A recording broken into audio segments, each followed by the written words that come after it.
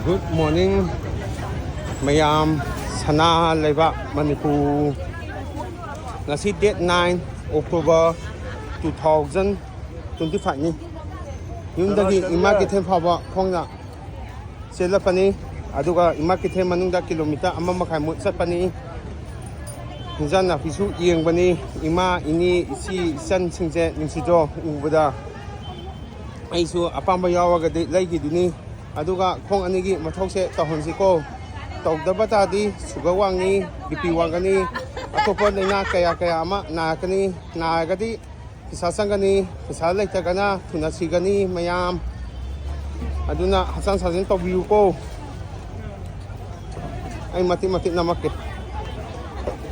pangbong ni sir amaloi malien se chok jo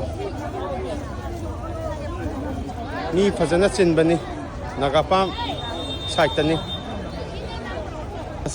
dasa kusanga tani na umanga nga tani sina thangjing nga tani yungchak matan da yungchak nga ta oidini swa jaga se mayam hasan fana laisiko Nongmagi Hakchng sajel toubiru aduga afaba wakan khansi afaba chinja chasi ningsi chanana laiminasi afaba thabak tawminasi kangne pakna yai phale